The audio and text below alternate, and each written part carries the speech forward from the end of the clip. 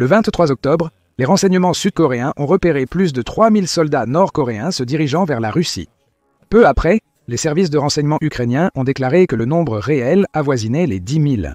Mais un mois plus tard, les drones vol en immersion de l'Ukraine ont offert au monde une place de premier rang pour observer le chaos. Et les Nord-Coréens n'étaient pas prêts pour ça. Armés d'explosifs et d'une vitesse inégalée, ces drones ont transformé le champ de bataille en cauchemar pour les troupes nord-coréennes. Les chars ont été anéantis, l'infanterie dispersée dans la panique et les soldats ont jeté leurs armes dans une tentative désespérée d'arrêter les drones. Résultat, un massacre unilatéral. Comment expliquer la défaite écrasante des troupes nord-coréennes? Et qu'avait en tête Vladimir Poutine en les appelant au combat? Plongeons dans la façon dont les Nord-Coréens ont fini en Russie en premier lieu et pourquoi ils ne font pas le poids face à la guerre des drones de l'Ukraine. La Russie a utilisé son alliance avec la Corée du Nord pour signer un pacte de défense en juin 2024. Bien que ratifié seulement mi-novembre, ses effets semblent déjà jouer en faveur de la Russie. Le pacte de défense, rendu public par les médias nord-coréens peu après sa signature, stipulait que les deux pays devraient se défendre mutuellement si leur territoire était directement menacé. Que ce soit intentionnellement ou par hasard, la Russie a obtenu la justification pour solliciter ses alliés nord-coréens peu après la signature du pacte. Avec leur invasion de Koursk, l'armée ukrainienne a mis le pied sur le territoire russe pour la première fois pendant la guerre. Au départ, la réaction du Kremlin était modérée et contradictoire, mais rapidement, le gouvernement russe a accusé les Ukrainiens de terrorisme et d'atteinte à l'intégrité territoriale de la Russie. Pendant que le monde s'interrogeait sur l'hypocrisie de Poutine, ce dernier s'est empressé d'intimider l'Ukraine et l'OTAN autant que possible. Le fait que l'Ukraine ait envahi la Russie représentait le franchissement de l'une des fameuses lignes rouges de la Russie, qui permettrait théoriquement à la Russie de répondre à la guerre conventionnelle avec des armes nucléaires si elle le considérait comme une justification. Bien qu'Haute n'ait pas connu de réponse nucléaire, de nombreuses menaces ont été proférées si l'Ukraine ne se retirait pas. Alors que l'Ukraine progressait lentement mais sûrement dans Koursk, l'OTAN s'est rendu compte que les menaces de Poutine sur cette ligne rouge n'étaient que du bluff. En retour, l'Alliance a redoublé d'efforts pour fournir un équipement militaire plus efficace à l'Ukraine. Un mois après l'invasion de Koursk, la Russie a lancé sa contre-offensive. Comme la Russie concentrait ses efforts principalement sur le front du Donbass à long terme, ils devraient redéployer une partie de leurs troupes du front vers Koursk. Sur le papier, la Russie maintenait toujours un avantage numérique sain sur l'Ukraine et pourrait, en théorie, combattre sur les deux fronts à la fois. En août, le front dans le Donbass avait presque stagné, la Russie peinant à envoyer des renforts pour progresser. Cela a nécessité des ressources différentes pour la contre-offensive à Koursk, ce qui coûterait moins à la Russie que l'envoi de soldats contractuels expérimentés dans la région. L'une des premières options, les conscrits, était improbable. C'est parce que les conscrits étaient en partie responsables de l'avancée de l'invasion de Koursk aussi loin qu'elle l'a fait. Par manque de formation, d'équipement et d'ordre clair, les conscrits russes stationnés à Koursk au début de l'invasion se sont repliés ou ont capitulé face à l'avancée ukrainienne. Les prisons ukrainiennes chargées de traiter les soldats russes capturés ont déclaré qu'une grande majorité des conscrits ont rapporté qu'ils n'avaient reçu que quelques semaines de formation et un équipement de base. Les entretiens ont également indiqué que la Russie n'a jamais cru que l'Ukraine aurait réellement l'audace d'envahir, ce qui explique en partie l'ampleur du succès de l'invasion de Koursk en seulement 3 semaines. Cela impliquait que la Russie devait trouver une autre façon de recruter de nombreux soldats à faible coût. Et voilà, le gouvernement nord-coréen vient justement de signer un pacte de défense. La Corée du Nord a donc envoyé au moins 10 000 soldats, surtout près de Koursk. Des rapports ultérieurs suggèrent que le nombre réel de soldats nord-coréens se rendant en Russie pour renforcer les effectifs militaires pourrait se situer entre 11 000 et 12 000, et que ce ne serait que la première de plusieurs vagues. Cependant, l'état des soldats est probablement insuffisant pour atteindre les objectifs russes. La Corée du Nord est l'un des pays les plus militarisés du monde. Tous les hommes sont tenus de servir dans l'armée pendant 8 ans, et toutes les femmes doivent servir pendant 5 ans. La Corée du Nord, avec une population de 26 millions, possède une armée active d'environ 1 300 000 soldats, ce qui en fait la 4e plus grande armée du monde en termes d'effectifs, après l'Inde et la Chine, qui comptent environ 1,4 milliard d'habitants.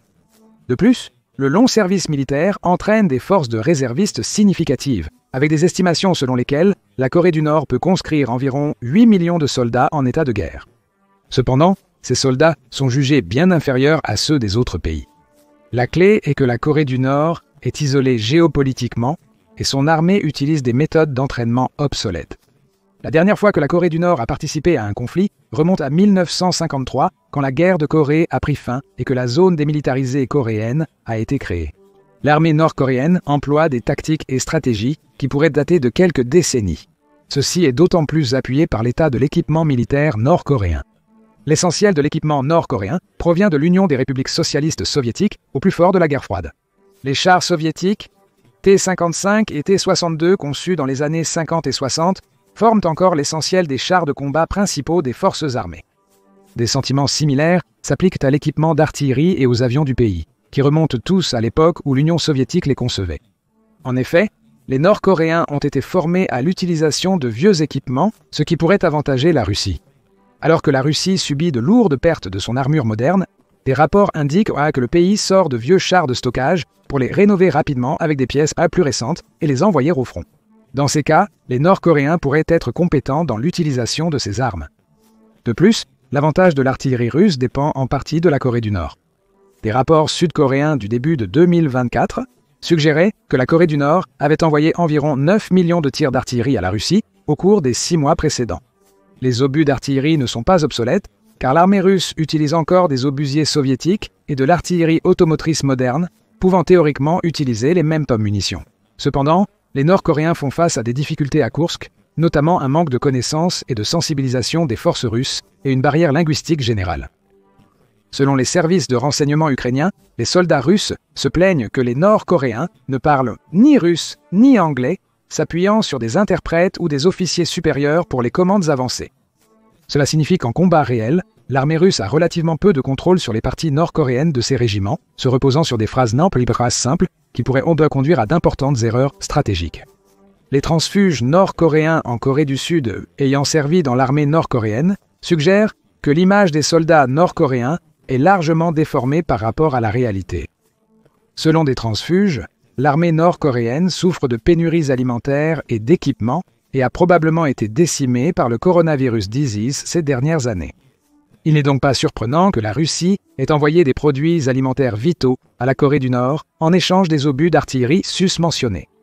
Même les soldats nord-coréens à Koursk servent principalement à générer des revenus pour le gouvernement nord-coréen. Malgré un salaire mensuel moyen d'environ 2 000 $ pour un soldat russe, on estime que 80 à 90% de cette somme sont directement versés au gouvernement plutôt qu'aux soldats ou à sa famille. Bien que certains experts et anciens soldats disent que cet argent ira à l'État nord-coréen. Mais l'inconvénient le plus significatif que ces soldats ont par rapport aux troupes russes et ukrainiennes est le manque mentionné de tactiques militaires modernes. La Corée du Nord a très peu d'expérience en matière de guerre électronique et technologique, avec peu d'exercices internationaux rapportés avec la Chine ou la Russie. C'est particulièrement notable compte tenu de la guerre de drones susmentionnée. L'Ukraine a fait progresser l'utilisation militaire de drones commerciaux pendant quelques années, avec plusieurs types de drones utilisés ensemble de manière transparente pour créer une armée télécommandée robuste. Les drones à vue à la première personne, comme ceux utilisés pour traquer les troupes russes et nord-coréennes à Koursk, ne sont qu'une des approches offensives que l'armée ukrainienne utilise. Les drones utilisés ici sont souvent des modèles bon marché et très adaptables. Les armées ukrainiennes et russes peuvent prendre un petit drone commercial, comme ceux utilisés pour la photographie, la vidéo ou les courses, et l'équiper d'une batterie plus grande, d'une meilleure caméra et d'une arme. Le drone est ensuite piloté à distance, comme dans un jeu vidéo, permettant aux soldats de le contrôler avec peu de formation supplémentaire. On affirme que l'armée ukrainienne a recruté des joueurs comme opérateurs de drones, car leurs compétences de base, comme la vitesse de réaction et la coordination œil-main, sont transférables entre les plateformes. Les drones, étant télécommandés, comblent l'une des rares faiblesses de la précision de l'artillerie. Malgré la rapidité de tir de l'artillerie moderne, il existe toujours un risque de manquer la cible. De plus, les drones demeurent totalement contrôlés par l'opérateur du décollage jusqu'à la détonation des munitions, sauf en cas d'interférence électronique. Mais la vraie raison du succès des drones vols en immersion sur le champ de bataille est leur nature intrinsèquement jetable. Le coût des pièces est généralement négligeable par rapport aux dégâts que les drones peuvent causer. Un drone commercial bon marché haut de gamme, doté d'une portée plus longue et d'une meilleure caméra, peut coûter quelques milliers de dollars au maximum. L'explosif est souvent extrait de munitions d'artillerie et adapté à un autre système de détonation, le coût ne dépendant que du travail requis pour cette opération. Les drones de plus grande taille peuvent également être équipés de mines anti-chars. Les mines anti-chars en question sont souvent des TM-62 soviétiques, photographiés arrivant par camions entiers sur le front, les rendant faciles et bon marché à obtenir. Cela signifie qu'un seul drone kamikaze peut coûter moins de 5 000 $, quelque chose que les États-Unis ont du mal à réaliser avec des armes militaires modernes à usage unique. En outre, Un char moderne tel que le T-90 peut coûter plus de 4,5 millions de dollars à produire. Les véhicules de soutien et de transport de l'infanterie coûtent souvent des centaines de milliers de dollars. De petits drones bon marché qui éliminent en masse un élément vital de l'équipement militaire russe mènent également efficacement une guerre économique contre la Russie.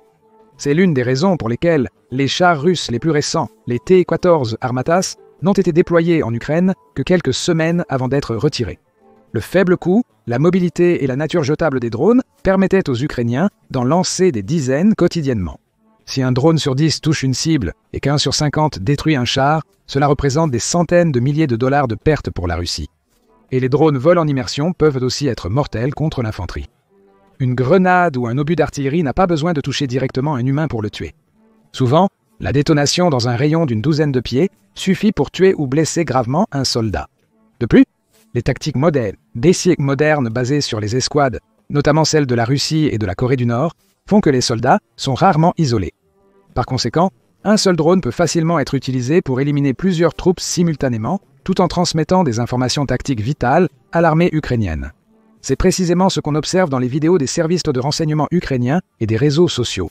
Mais les drones vol en immersion ne sont qu'un élément de l'équation. L'Ukraine utilise également divers drones pour la surveillance et l'extension de portée. Ces drones plus grands sont souvent fabriqués sur mesure, basés sur des drones agricoles et de transport plus grands qui sont largement disponibles sur le marché, en particulier en provenance de Chine, avec la capacité de voler à des centaines de mètres au-dessus du sol. Les drones fournissent une vue aérienne en temps réel des environs. Pendant ce temps, les drones vol en immersion traquent les cibles en vue. En combinant les capacités de surveillance à longue et courte portée des drones, l'armée ukrainienne peut créer une pression significative au sol sans risquer aucune de ses forces. Certes, la Russie a également adopté une technologie similaire, et la guerre des drones a effectivement rendu les opérateurs beaucoup plus lucratifs et vitaux pour les opérations militaires que pratiquement tout autre type de soldats. Dans certains cas, l'efficacité d'une escouade d'opérateurs de drones est si grande que les militaires créent des missions de chasse dédiées pour les éliminer. Une telle mission visait à éliminer le célèbre Moïse ou Moïse, un commandant d'escouade russe opérant des drones qui était responsable de la perte de plus de 400 soldats et 50 véhicules pour l'Ukraine. Le succès de la mission, célébré par l'armée ukrainienne, lui a permis de repousser temporairement l'avancée russe dans la région, les forces terrestres ukrainiennes ayant pu prendre des positions défensives plus favorables. La menace de la guerre des drones sur les troupes nord-coréennes était estimée être significative, les renseignements ukrainiens rapportant qu'ils s'attendent à un taux de perte de 90% pour les Nord-Coréens déployés à Koursk. Cela signifie que sur les 11 000 soldats qui devraient atteindre les lignes de front dans la région dans quelques semaines, un peu plus de 1000 seulement survivraient aux prochains mois. Le taux élevé de pertes devrait continuer à augmenter dans les prochaines semaines, la Russie perdant de plus en plus de soldats chaque mois.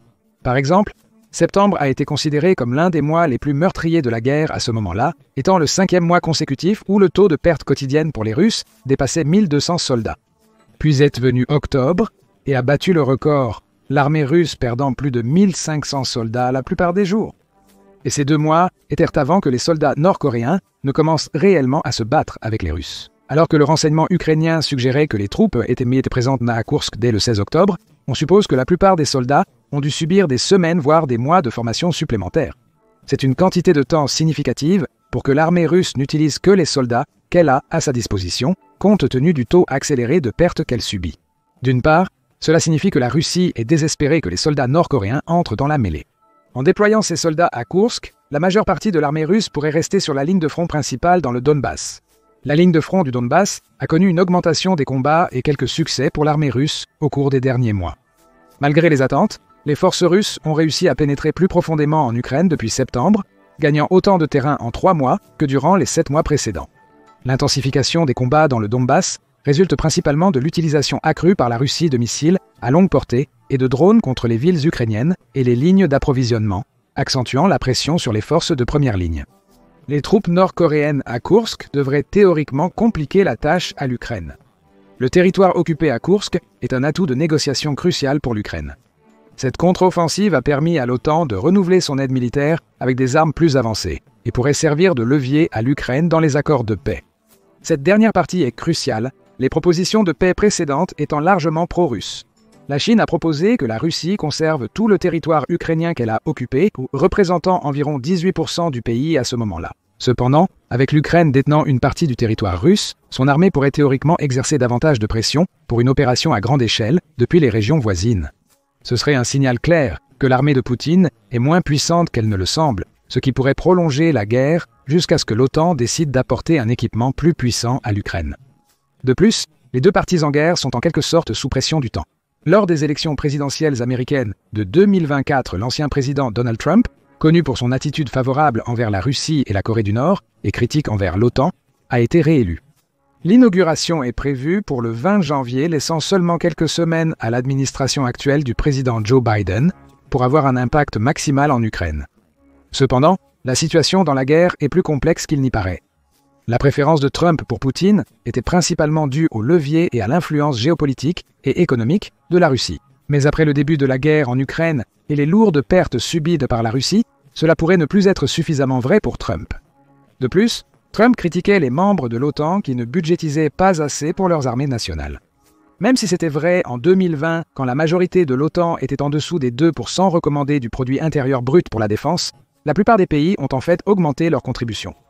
De plus, des pays d'Europe centrale tels que la Pologne et l'Allemagne ont créé des plans à long terme pour augmenter significativement leur présence militaire. La Finlande et la Suède ont rejoint l'Alliance, renforçant significativement son potentiel économique et militaire grâce à leur capacité de recherche en armement moderne. De plus, la Finlande a autorisé l'utilisation de ses bases militaires par les États-Unis.